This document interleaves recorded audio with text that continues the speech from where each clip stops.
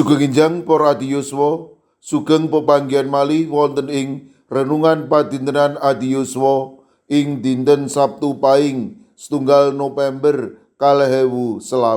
Sumangga dinten punika kita nampeni jejer biji lian. Para adiyuswa, manungsa gambil sanget biji lian kanthi alesan awit rumaos linangkung inggil utawi rumaos langkung asor saking lian. Sejatosipun boten lepat tiyang menika biji lian, nanging ingkang dados perkawis menawi kita banding-bandingaken.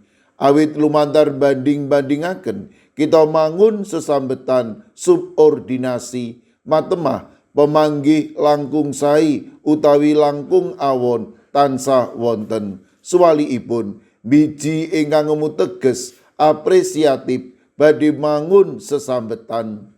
Lukas 18.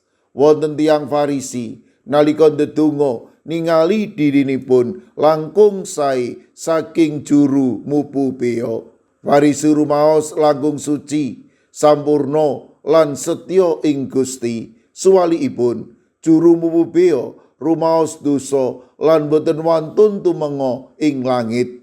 Rumaos boten wantun lan boten jumbuh ing ngarsanipun Gusti. Piyambakipun boten biji lian nanging biji kanthi jujur bilih dirinipun ingkang boten pantes ing ngarsanipun Gusti.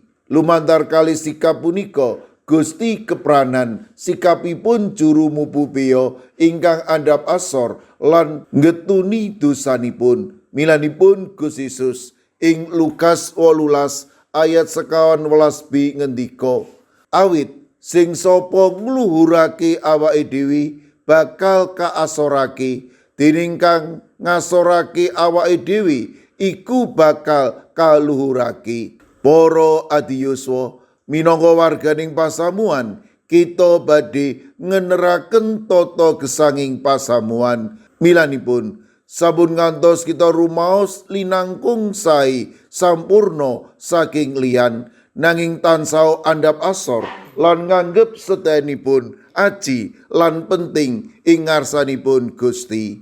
Amin. Sumangga kita ndedonga. Matur nuwun Gusti, dinten punika paduka paring pepimut amrih kawula mboten banding-bandingaken diri kalian liyan ingkang nganggep langkung sae utawi langkung asor. Ananging kawula kedah caket raket kalian paduka lan ugi saged nampeni liyan kanthi sae. Kawula pasrahaken para adiyuswa dalasan anak putu kawula ing pundiya papan. Monggo paduka ingkang reksa, paduka ugi ingkang tansah maringi berkah. Mirunggan kawula pasrahaken Ibu Wahyuningsih Wakijan wonten ing GKJ Ngablak ingkang udal sakmangke wonten ing pemulihan. Kawula pasrahaken warga GKJ Sragen, Bapak Adi Sungkono, Ibu Astuti Purnaningsih, Bapak Warsito Riyadi, Bapak Suyanto lan Ibu Sumiati. Kawula pasrahaken warga GKJ Magelang, Ibu Ediati Sarmo, Mbak Cilik, Ibu Pratiwi, Bapak Mangku ingkang ugi nembe nandhang sakit. Mekaten ugi Ibu Otniel Ngatius ing Wonosari, Bapak Edi Mursetyo ing GKJ Kabluk, Bapak Yohanes Kuncoro wonten ing GKJ Immanuel Solo, Bapak Wijongko ing GKJ Sedayu, Bapak Sudiat, Bapak Paminto Saputro ing GKJ Wedi. Kawula ugi masrahaken sawetawis sedherek kawula wonten ing GKJ Antp, Ibu Jumini, Ibu Maria, Ibu Paini, Ibu Jumina, Bapak Kustam, Bapak Joko Wahyudi Adi, Mbah Jah lan ugi Mbah Tuminem. Kawula pasrahaken ing GKJ Krapyak sedherek Setianti, ing GKJ Mijen Ibu Purwaningsih Sunaryo, Ibu Elizabeth Indarwati, Bapak Bambang Setyo Margono, Bapak Moses Taji, Bapak Budiman Gultom, ing Banyumanik Bapak Daniel Agus Suwarso, Ibu Arung Puji. Kawula pasrahaken Bapak Minto Taruno ing Pugeran, mekaten ugi Sederek kawulo ing GKJ Pamung Utama Kalinegara, Bapak Martiono, Bapak Margono, Ibu Marsudi, Ibu Sri Widardi lan Bapak Harto.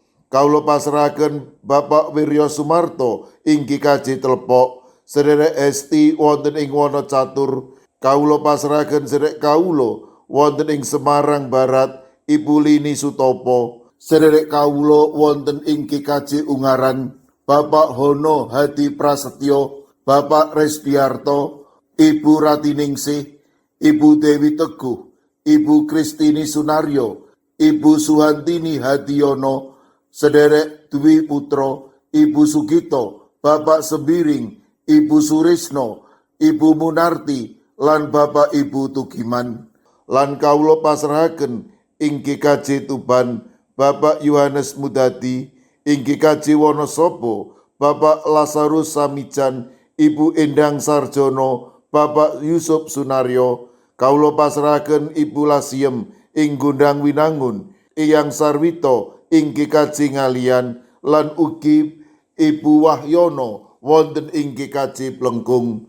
Kawula pasrahaken para adiyuswa lan sinten kemawon ing ngawedasak mangke nembe nandhang sakit, kawula pitados paduka ingkang badhe nyarasaken matemas sederek kawula menika pikantuk bagas kesarasan ingkang wetah. Kawula pasrahaken sedaya pandonga lan pasambat kawula wonten ing asta paduka Gusti kawula Yesus Kristus. Amin. Sumangga para adiyuswa kita tutup pepanggihan kita renungan padintenan adiyuswa kanthi ngrepekaken kidung. Sumangga.